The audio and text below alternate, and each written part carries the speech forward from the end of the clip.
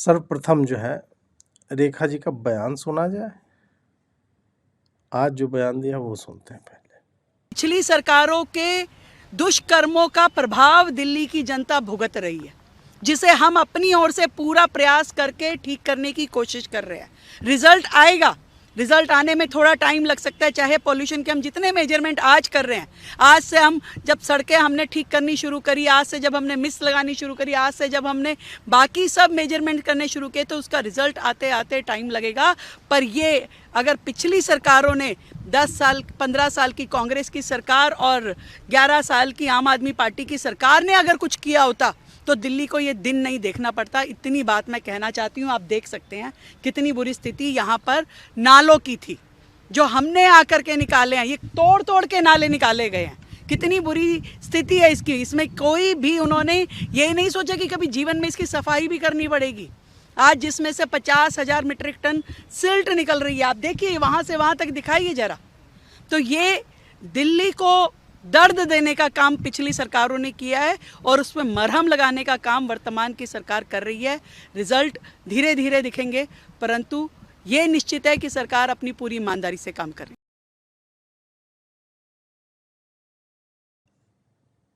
है। ये इन्होंने पॉल्यूशन पे इनसे पूछा गया था और इन्होंने इतनी सारी बातें जो बोल दी कि हमने जो है प्रयास किया है और ये पिछली सरकारों का। अब पिछली सरकार ने कुछ नहीं किया, ये मैं मानता हूँ।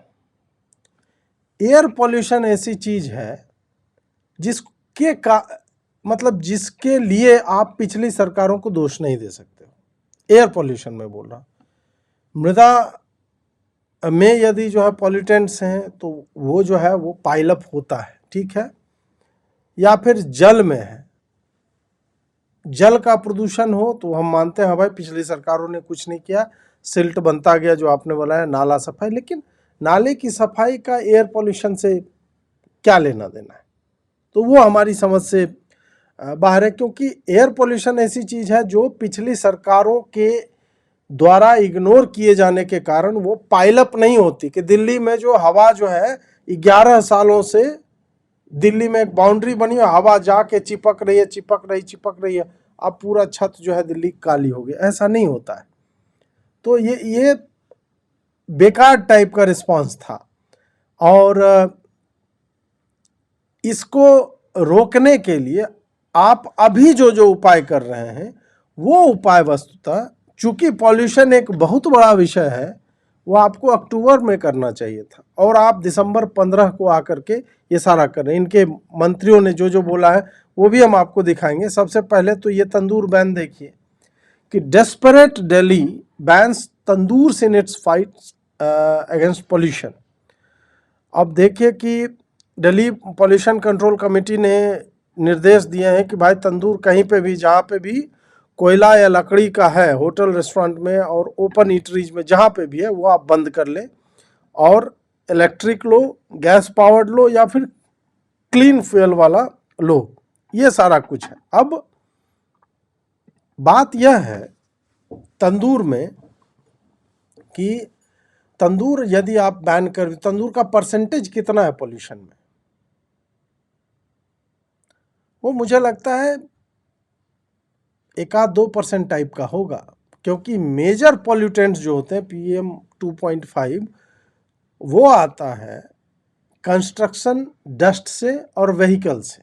ये लगभग मुझे लगता है 2/3 पॉल्यूशन इसी से आता है। उसके बाद पराली वाले जो हैं उनका कंट्रीब्यूशन बहुत अधिक होता है। कोल फायर्ड या वुड फायर्ड अवन हो गए या फिर जो गार्ड लोग जो अलाव जलाकर तापते हैं उससे नहीं, उससे उतना ज़्यादा नहीं होता है कि उसको यदि बंद करवा दें तो AQI जो है। मुझे लगता है कि इस तरह का एक तो जब अनाउंस किया होगा ना इन्होंने, तो लोग जो है वो डर गए होंगे। पॉल्यूशन और AQI सेंसर स्वयं ही डर गया होगा, माफ़ी मांग लिया होगा, भाई इतना बड़ा ड्रास्टिक कदम मत उठाइए रेखा जी। रेखा जी आप रील बनाइए, 1 नंबर रील बनता है, पूरा दल के साथ एकदम घूमते रहिए, वो कीजिए। तंदूरी बैन कर देंगी। अब तंदूरी बैन जब मैंने सुना तो मुझे लगा कि यार अब गजब की समस्या हो जाएगी। आप सोचिए कि अब तंदूरी बैन हो जाएगा तो रोटी किस पे बनेगा, इंडक्शन पे मुझे लगता है, और सरकार फिर एक इंडक्शन बांटो योजना आरंभ कर सकती है। और लोग जो तंदूरी रोटी की जगह, पता नहीं मतलब तंदूरी रोटी, तंदूरी सब्जी और ये तंदूरी नान वान जो चल रहा था वो कैसे अब बनेगा। मुर्गों की संख्या कहीं बढ़ ना जाए, इससे अच्छा रहेगा मुर्गा मुर्गी बढ़ेगा तो अपना जाड़ा का टाइम है, अंडा ज़्यादा देगा। समझ रहे हैं बात, है ना। तो इन सब को देखते हुए मुझे लगता है रेखा जी ने यह निर्णय लिया होगा कि हमारे जो मुर्गी पालक लोग हैं, अब मुर्गा मुर्गी क्वालिटी टाइम जो है बिता पाएगा, क्योंकि अब तंदूरी है नहीं तो उसका यूज होगा नहीं, तो अपना बाल बच्चों के साथ पिकनिक पे थोड़ा निकल गया। यमुना जी भी रिलेटिवली इन्होंने क्लीन किया, उसमें ये लोग जो है, वैसे बतख निकलते हैं लेकिन सफ़ेद रंग की मुर्गियां भी अपने आप को बतख आइडेंटिफाई करके जो है वो निकल सकती है, मतलब चल सकता है। इतना साफ हो गया यमुना तो अपना बढ़िया। आप तो नाली भी बोल रही थी कि साफ करवा दी, नाली में ही निकल ले। तो इससे क्या है कि अपना 1 जनवरी भी आ रहे हैं, नया साल, क्रिसमस आ रहा है, ये सब मिला करके एक टूर पैकेज जो है मुर्गा मुर्गियों के लिए हो जाएगा। और रात में आके फिर से जो है चूजे और अंडे जो है पैदा होंगे, अंडों का दाम जो है गिर जाएगा, तो एक तरह से इसका बूस्ट मिलेगा। अब एक और समाचार मिला है कि सिगरेट लाइटर जो है वो जब्त कर लिया गया है। सिगरेट लाइटर अजीत जी क्यों जब्त हुआ? सिगरेट लाइटर का क्या है कि जब आप जलाते हैं तो इनविजिबल स्मोक जो है उससे निकलता है, एक तो वो है।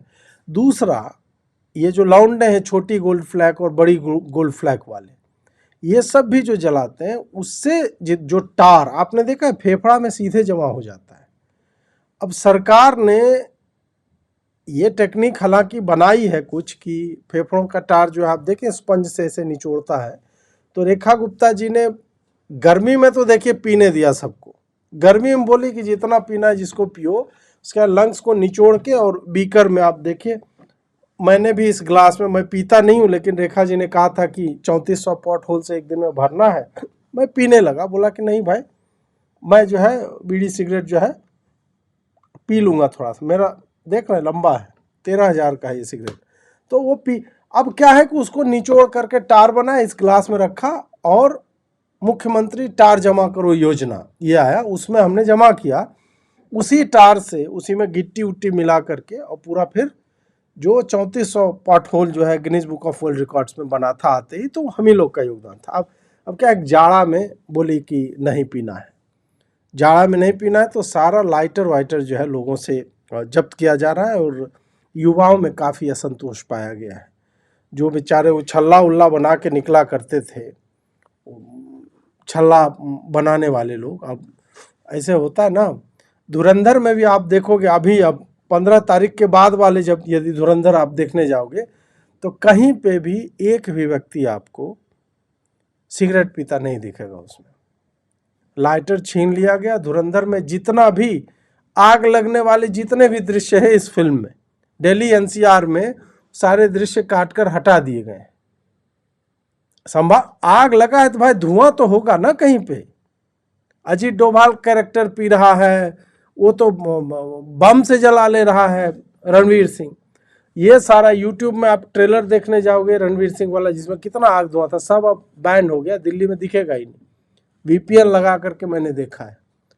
तो ये सब भी हो रहा है। और रेखा जी इसको रील दल जो है उनका, उसके साथ स्वयं ही पान की दुकानों पे औचक निरीक्षण करने के लिए पहुंच रही हैं कि कोई भी लौंडा जो है लाइटर वाइटर से, आप बीड़ी से भी बीड़ी नहीं जला सकते। बात समझ रहे हैं कि लाइटर नहीं है तो क्या हो गया, हम जो है 2 सिगरेट लेंगे, एक की बड़ाई कर देंगे, दूसरा अपने आप जलने, ये सब सिस्टम नहीं है। आग लगेगी, धुआं होगा, आपको पुलिस पकड़ के ले जाएगी। इसलिए ये सब इस तरह के ड्रास्टिक स्टेप्स ना लें। प्रदूषण नियंत्रण में अपना आप लोग जो है योगदान दीजिए। सर्दियों में आप लोग जो हाथ मल के भाप वाप निकालते हैं वो सब भी करना बंद कर दीजिए। क्या है कि धुआं और भाप दोनों का लगभग आप समझ रहे टेक्सचर एक ही जैसा होता है। तो इस कारण से आप ये मत निकालिएगा, पुलिस पकड़ लेगी। सिरसा जी खुद भी पर्सनली घूम रहे हैं। सिरसा जी को काम नहीं है, प्रेस कॉन्फ्रेंस करते हो पर्सनली घूमते हैं। भाप निकालना और भाप से जो ये सब लौंडे जो अपने घरों में करते हैं, खिड़की पे उल्टा सीधा चित्र बनाते रहते हैं वो शीशा पे, वो सब भी नहीं कीजिएगा। जहाँ कीजिएगा पुलिस जो है वो पकड़ लेगी। संचार साथी ऐप उसमें मदद कर रहा है। आप लोगों ने शुरू में डर के मारे इंस्टॉल कर लिया होगा, अब उसे इस पता चल रहा है कौन कौन घर में भाप वाप निकाल रहा है, तो पहले ही मैं बता दे रहा हूँ। बीड़ी जो है अब जिगर से नहीं जलाई जा सकेगी, समझ गए। और जिगर में यदि आपके आग है तो उसको बुता लीजिए, उस पर राख वाख डाल के बालू डाल लीजिए जिगर पे, और जिगर में आग मत लगाइए।